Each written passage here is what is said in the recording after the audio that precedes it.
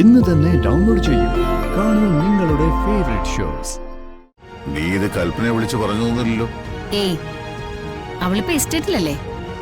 ഞാനിപ്പോ അങ്ങനെ വിളിക്കാറൊന്നുമില്ല. വിവരം അറിഞ്ഞിട്ടെത്തിയാ മതി സൂര്യയും കൽപ്പനയും. നാളെ രാവിലെ തന്നെ വിവരം അറിയിക്കാം നമുക്ക്. പറഞ്ഞാ പിന്നെ നമ്മള് കുറ്റക്കാരാവുമല്ലോ. കേട്ടാ, നീ വന്നല്ലേ ഉള്ളൂ, പോയി ഡ്രസ്സൊക്കെ മാറ്റ, എന്നിട്ട് സംസാരിക്കാം.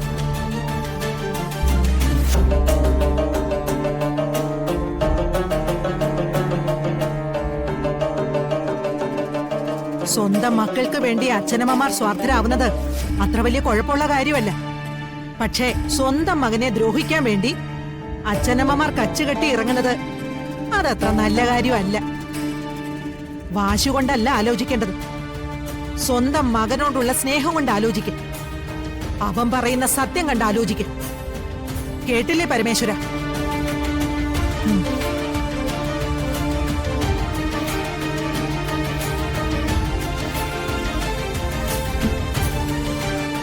ഇനി എന്ത് ചെയ്യും? മനസ്സുകൊണ്ട് ആലോചിക്കാനൊക്കെ എല്ലാവരും പറയും, പക്ഷെ എടുക്കുന്ന തീരുമാനം തെറ്റിപ്പോകരുത്. നാട്ടുകാരുടെ മുമ്പില് കണിമംഗലത്ത് കയറി വന്ന പെണ്ണ് പ്രിയങ്കയാണ്. അവളെ തല്ലിയിറക്കിയാൽ ഈ നാട്ടുകാർ നമ്മുടെ മുഖത്ത് കാർക്കിച്ച് തുപ്പും. ഇത്രയും കാലം കൈവിടാത്ത അന്തസ് ഈ ഒരു കാര്യത്തിൽ കൈവിടാൻ പറ്റില്ല. അവന്റെ ആഗ്രഹം നടക്കില്ല പത്മിനി.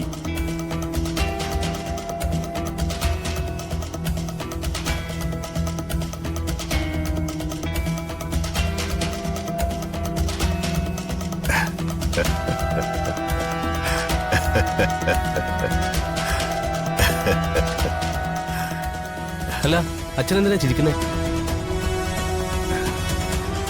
നല്ല കാര്യങ്ങൾ സംഭവിക്കുമ്പോ ചിരിക്കണ്ടേ? വരുൺ വിളിച്ചു പറഞ്ഞത് നീ കേട്ടില്ലേ? എല്ലാവരുടെയും മുന്നിൽ വെച്ച് അവളെ ജീവനോടെ കത്തിക്കുമെന്ന് പറഞ്ഞത്. അത്തരത്തിലുള്ള ഭീഷണികളെ പ്രിയങ്കയോട് അവൻ സ്ഥിരം പറയാറുള്ളതാണ്. അല്ല, അതിനെന്താ പ്രത്യേകത? അത് സംഭവിച്ചാലോ, ഇന്ന് രാത്രി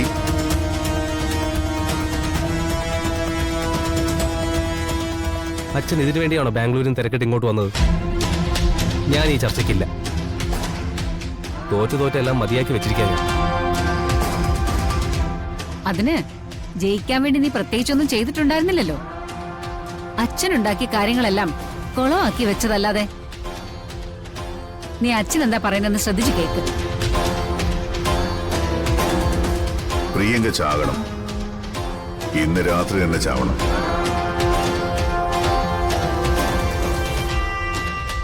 പ്രിയങ്കയുടെ ജീവൻ എന്തെങ്കിലും സംഭവിച്ചു കഴിഞ്ഞാൽ ഏട്ടനും ഏട്ടത്തെയും അടക്കം എല്ലാവരും വരുണിനെ തന്നെ ചൂണ്ടിക്കാണിച്ചു കൊടുക്കും. അവരതിന് മടിച്ചാല് പകരം നമ്മളായിരിക്കും ചൂണ്ടിക്കാണിക്കുന്നത്.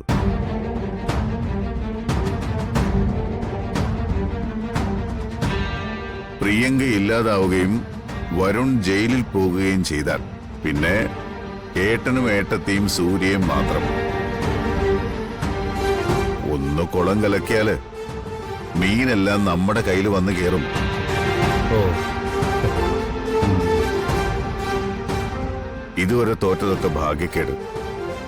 ഭാഗ്യം ആരംഭിക്കുന്നത് ഇന്ന് അർദ്ധരാത്രി തൊട്ടാ. അവളെ തട്ടിക്കൊണ്ടുപോകാൻ വരുന്നവർക്ക് അവള് തുറന്നു കൊടുക്കുന്ന വാതിലൂടെ അവൾ അവസാന യാത്ര പോവും.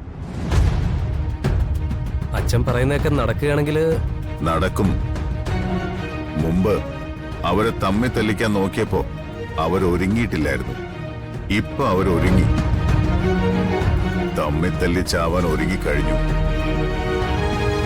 നീ ഇത് കൽപ്പനയെ വിളിച്ചു പറഞ്ഞൊന്നുമില്ലല്ലോ. ഏയ്, അവളിപ്പോ എസ്റ്റേറ്റിലല്ലേ. ഞാനിപ്പോ അങ്ങനെ വിളിക്കാറൊന്നുമില്ല. വിവരം അറിഞ്ഞിട്ടെത്തിയാ മതി സൂര്യയും കൽപ്പനയും.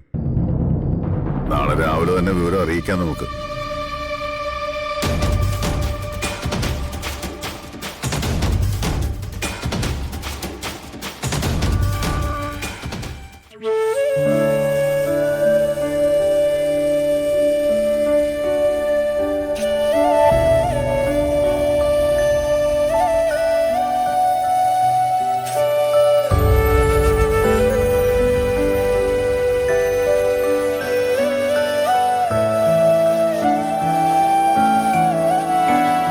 ദേവേട്ട ദേവേട്ട ദേവേട്ട ദേവേട്ട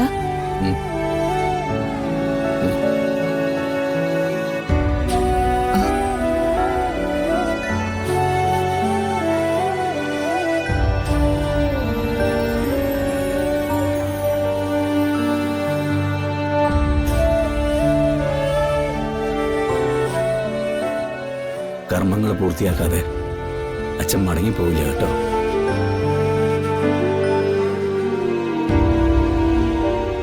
ചെയ്തു തീർക്കണമെന്ന് ആഗ്രഹിച്ചത് വരുണിനെയും നിന്നെയും ഒന്നിച്ചു ചേർക്കല. അത് മാത്രമേ ഉള്ളൂ ഇപ്പൊ മനസ്സിൽ.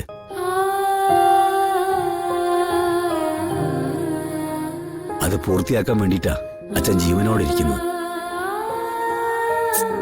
ദേവേട്ട ഇനി ഒരു കുഴപ്പമില്ലെന്നാ ഡോക്ടർ പറഞ്ഞത്. പിന്നെ എന്തിനാ ഇങ്ങനെയൊക്കെ പറയുന്നേ? യശോദേ, മരണം എല്ലാവരുടെയും കൂടെ തന്നെയുണ്ട്. പക്ഷേ മരിക്കാൻ കിടക്കുമ്പോൾ ചില തെളിഞ്ഞ ചിത്രങ്ങൾ കൺമുമ്പിൽ വരുന്നു. അങ്ങനെ തെളിഞ്ഞ ചിത്രമാണ് വരുണും രാധികമോളും. ഓ, കണ്ണ് തുറന്നപ്പോഴേക്കും ഇതിന്റെ ചർച്ചയാണോ നടക്കുന്നേ? വേറെ ഒന്നും കിട്ടിയില്ലേ നിനക്ക് ഇവനെ കൊണ്ട് സംസാരിപ്പിക്കാൻ?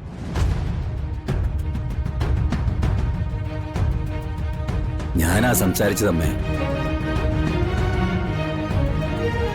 ആ, സംസാരിച്ചതൊക്കെ ഞാൻ കേട്ടു. ദേവാ, നീ ഏതവസ്ഥയിൽ കിടക്കുന്നു എന്ന് പറഞ്ഞാലും ഇത് ഞാൻ സമ്മതിച്ചു തരില്ല.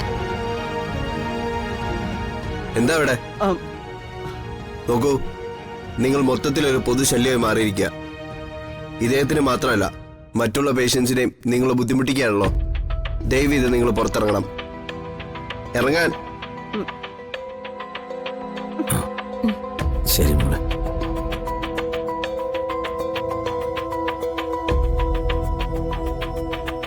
ക്ഷമിക്കണം ഡോക്ടർ, എല്ലാവരും ഒരു പ്രശ്നത്തിന്റെ പുറകെയാണ്. അതാ ഇങ്ങനെയൊക്കെ. I can understand. ഞങ്ങൾക്ക് നിങ്ങളുടെ കണ്ടീഷൻ മാത്രമല്ലേ നോക്കാൻ പറ്റൂ.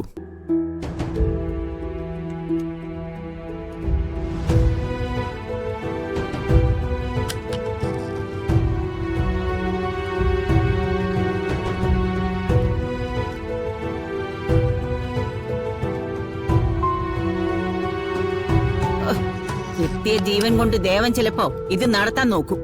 പക്ഷെ ഉള്ള ജീവൻ കളഞ്ഞിട്ടായാലും ഞാനിത് തടഞ്ഞിരിക്കും യശോദേ.